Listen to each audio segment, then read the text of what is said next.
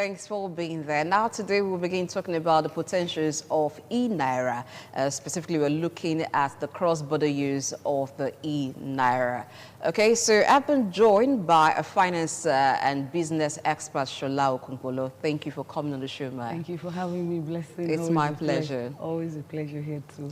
Okay, now before we get into today's topic, really, I know this might have interested you while I took that story, that the Economic and Financial Crimes Commission and the Code of Conduct Bureau opposed the proposal to make workers in the financial sector declare their assets to the Central Bank of Nigeria. Do you have any thoughts on that, especially the aspect where their spouse and children may also have to declare their assets? Well, my thoughts are the fact that the CBN is the regulator, Apex Bank, and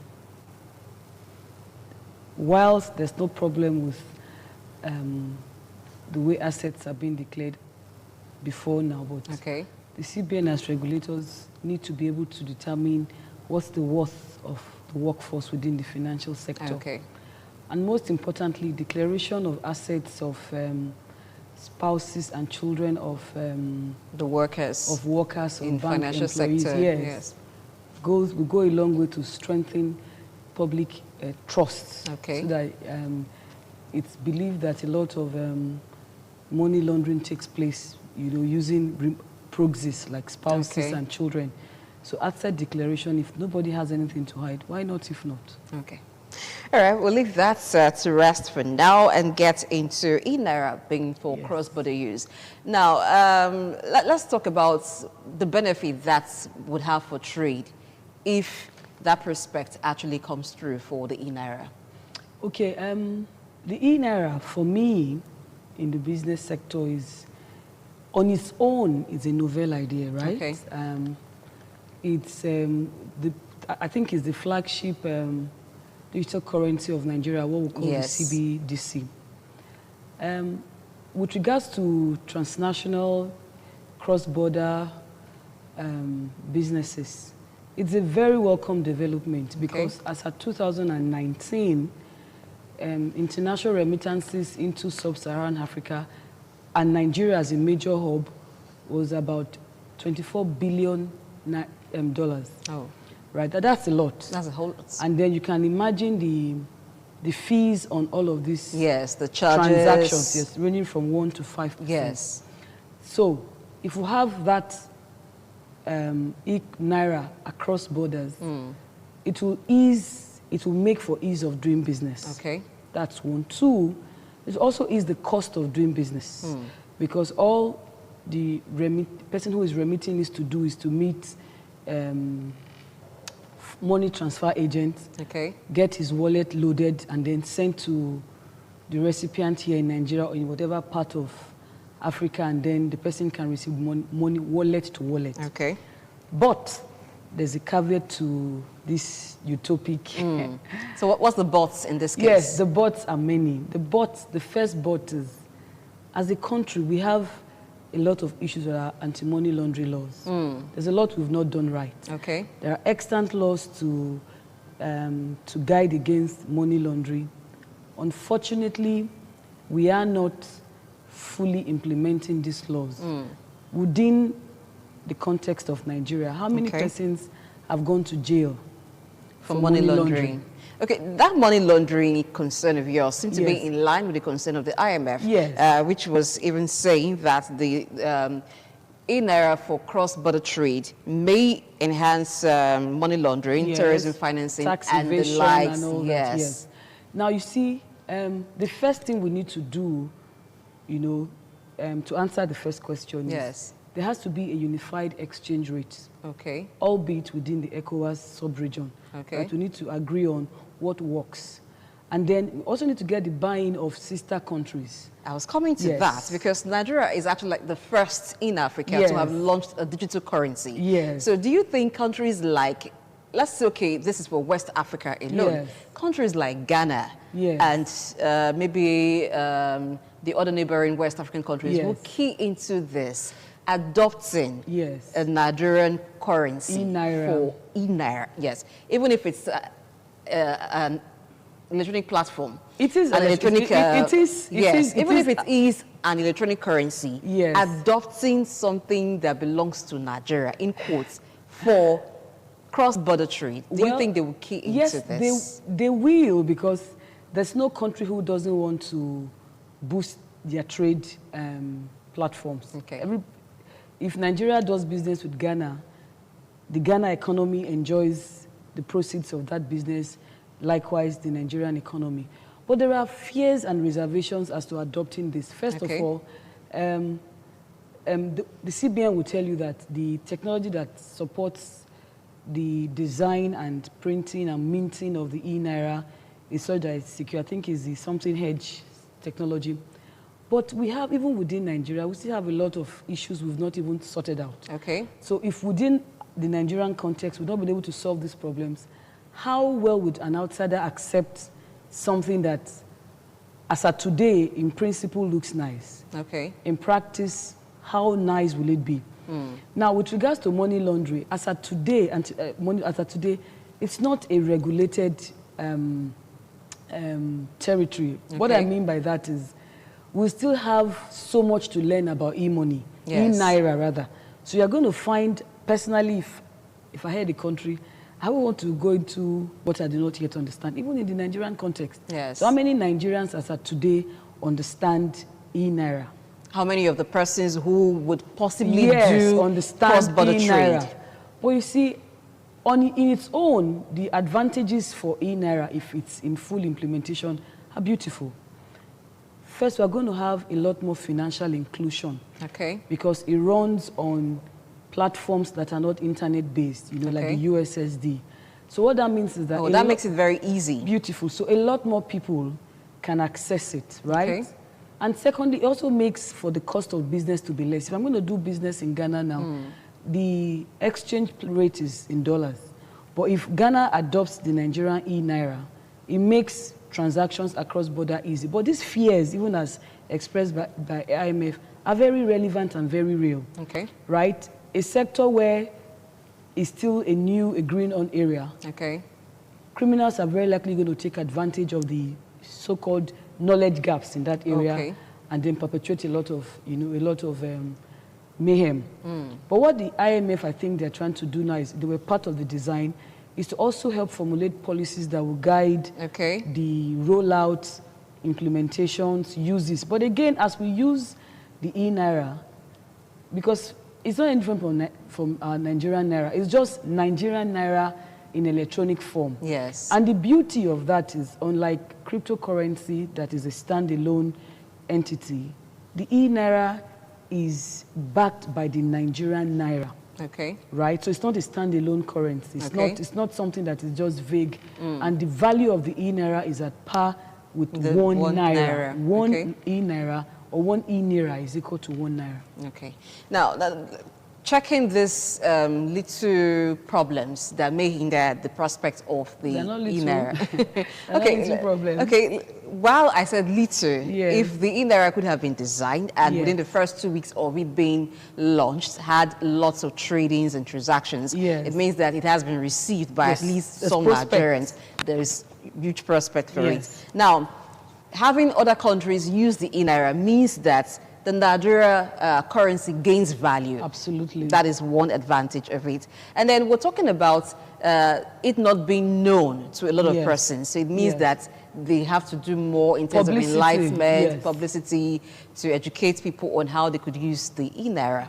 But handling this problem of infrastructure, we didn't talk about that. We talked about laundering. But infrastructure is also a thing. Even in Nigeria here, you want to do transactions from one bank to another. Interbank problems sometimes do come up. You're unable to do that. Now, if we have the E-Naira as cross-border currency for trade, would this also not be a problem? Oh, absolutely. You know, let's talk about that before we talk about how to even handle. You know, I also mentioned that while the E-Naira idea is a novel one, I think as a country we're going ahead of ourselves. The reason is because there are so many issues within our financial sector, within our economic and social sector that impacts adversely on the business environment, right? Power, security, You know, even if you deploy E-Naira, I already have a problem with my business climate physically. Okay. So who is to say I can trust the business climate electronically? Okay. So stakeholders, policymakers, we need to deal with all of that issues. They deal with infrastructure, resolve the issue of security. Look at, I think yesterday, there was a major bank robbery in Uromi. You know, so deal with a lot of that, and then you find people, again, too, you know, on the flip side, if we buy into E-Naira, it's going to reduce substantially the amount of cash in circulation. Okay. Yes, so it will. It will aid the cashless policy. Yes, which I it think will was aid one the of cashless policy, and also further, you know, increase financial inclusion. Okay. Because there are people who, as of today, have to move heavy cash from place to place. Okay. So if I could just like you do, you do recharge card, you do airtime, you could move money like that. Okay. Yes, that's what the E-Naira is really about. Now, if we're able to handle these challenges, where do you see the E-Naira? Oh, if we're able to resolve all of the issues that bedevil us as a people, what do you think will be the prospects of it? Right now, we're just considering cross-border trade. Transnational. Wow. Cross-border is just within our neighboring countries. Because Nigeria is a business destination. It's a business hub. You don't want to know how much dollars exchange hands physically and electronically as a country, right? Nigeria, there's nobody, you talk to somebody who does business, there's nobody who doesn't want to do business in Nigeria. The climate, even with all of the issues, you know, fosters people coming to do investment and all that. So we work on all of these issues, and you see us do so well. You see the E-Naira almost trade as much as the dollar. Okay. Yes, I'm that confident. So it may just be like the quick way to help our currency recover from... Yes, if we resolve all of the issues around it that would bedevil, it's not moving forward.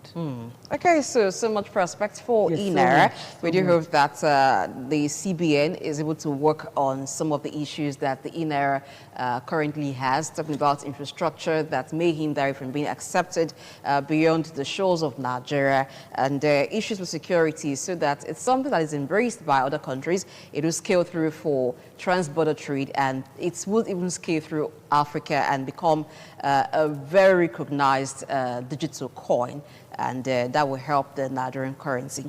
Now let's move away from that to the very, very trendy issue globally at the moment, and that is the Ukraine-Russia crisis. Now that crisis is actually causing a lot of issues economically, even without it becoming a war as it is right now. For cryptocurrency trade, it has already affected Bitcoin, having declined very much because of the Russian invasion of Ukraine. But let's look at the impact of that crisis on global oil markets. As at yesterday, oil was selling over $100 per barrel. It seems to be like it's a blessing for the oil markets. It's supposed to be a blessing for the oil markets, depending on the country we're talking about. And part of we're talking about the Nigerian context. Okay. Part of the reason why before now there's been a steady rise in the oil market globally. COVID did a lot, you know, and then Russia is, in fact, the fear right now is Russia weaponizing their energy, right? Which they may likely do. Yes. The US has imposed sanctions on Russia, you know, except that they've not imposed energy sanctions, because 7% of the gas in the US comes from Russia, right, as of today. Not to talk about the one they supply Europe. You don't want to go, Russia is the energy god of Europe. So that puts Europe in their palms. And then we're even hearing some countries saying, look, we need to start having energy dumps or whatever. Russia is the third largest crude oil exporter in the world, and the second, if not the first, gas exporter in the world. So they're very powerful. Yes. And this is already a full-blown war. Well, we'll call it a full-blown war right now, because it's invasion, like gradual. A country you attack on all three fronts, land, sea, and air. What is that? We're waiting for the missiles to be launched. Oh, we pray they don't. We pray it doesn't happen. We pray they don't. But until that, we cannot actually call it a full-blown war. You know, because so much is at stake. Yes. Yes, with regards to Nigeria, it's supposed to be good news, right? Okay. Because as at... having our budgets on deficits already. Yes. The budgetary benchmark for the crude oil was about 62 naira per barrel. And that's the 2022 budget. That's this year's budget. That's in it. The rise in oil price globally is supposed to be good news. Okay. You see, I use the word supposed to, but the challenge is that we do not refine our crude oil. And with a rise in crude oil prices across the world equals a rise in crude oil refining. And refiners or importers, we want to get back what is spent. The cost of refining and importation is being borne by the everyday people. Wow. So cost of refining increases, the landing cost increases. Wow. So while the government will not want to push the costs of importation to us, it means a subsidy will also increase. So what the government gains from the bounty in the sale, supposed gain, it will give out. It doesn't hit us as a people. I don't feel, the everyday Nigerian people does not feel the impact of the rise in global oil markets. Now, what do we do? Because as one of the OPEC countries, I believe that other OPEC countries would benefit immensely from this gain in oil price, except for Nigeria because of the issues that you just mentioned now. We refine our oil outside of Nigeria. Now, is that an instant thing to do so that we don't lose out of this? There's really, the only thing we need to do, you see, I say it every time that you can't wait for the day of a problem to proffer solution. Okay. One of the things that make Western climes better than us is there is a futuristic resolution of problems. Okay, they are proactive. Yes, they do not wait for a challenge to come on board. People are paid. You know, people sit in laboratories and resolve issues that has to do with economic, social, financial, whatever. That's their job. They review data and they present possible, likely troubleshooting, for lack of a better word. Now, we need to go back to the drawing board as a people. Okay. We cannot continue to import what we actually export. Yes. It's better say, a scenario is, I produce something, I send to someone, the person refines or makes it better, and then sells to me at a higher price. It's like you're a farmer, you produce the crop, you sell it to the person who owns a restaurant. You sell it to a factory, and then the factory packages it, processes and packages, and then I go to the shelf of a supermarket. Like triple expensive than you sold it. Beyond triple, you don't, because the entire cost of processing, refinement, packaging is being borne by me. Yet I gave you the raw material. So we need to go back to our refineries.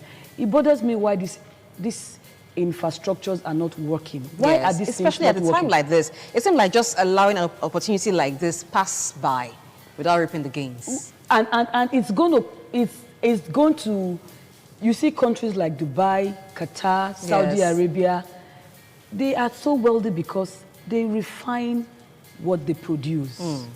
So it's like all of the value chain within the petroleum sector, all of the income streams are within that country. But we don't get to keep anything. Our gases, the same gas that Russia exports is what we import. And we have lots of natural deposits of gas here. It just goes into thin air. Wow, I wish we had more time to talk about this. This actually has been an abridged version of the show today.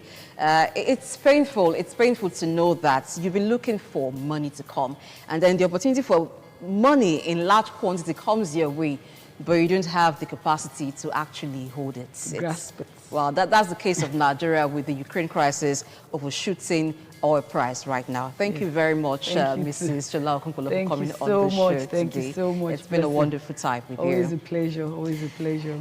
All right, let's hope that in a very short time we will get our acts together and everything will begin to work as far as oil production is concerned in this country, as far as production itself and the economic climate of Nigeria will be better for the country and also. My name is Blessing Daichi. Do have yourself a great weekend.